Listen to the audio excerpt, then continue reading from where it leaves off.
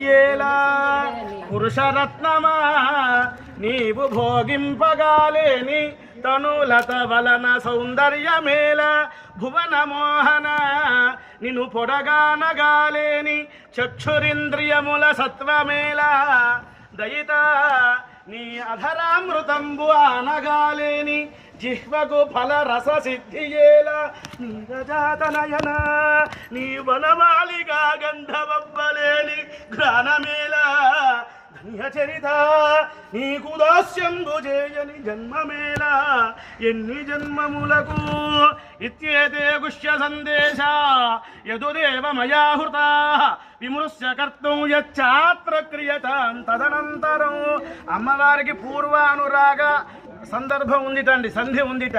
అంటే స్వామివారు పూతలను సంహారం చేశారు.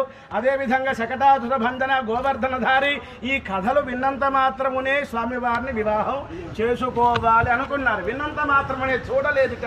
ఈ యొక్క జన్మ ఎందుకు, ఈ కళ్ళు నిన్ను చూడాలి, ఈ ముక్కు ఎందుకు, నీ ఉరస్థలం మీద ఉన్నటువంటి సౌగంధికమాల తులసిమాల ఆఘ్రానం చేయాలి, లేకపోతే గోడకి ఒక్క నా ముక్కు ఒకటే, ఈ యొక్క అధరం మధురం నయనం మధురం హసితం మధురం, నీ యొక్క పెదవుల దగ్గర ఉన్నట్టు అమృతమైన వదిలిపెట్టేస్తా, నీ అధరామృతాన్ని వదిలిపెట్టను అని అమ్మవారు ఆ చివరి నుంచి ఈ చివరి దాకా వచ్చారు. ఒక అడుగు ఏంటయ్యా.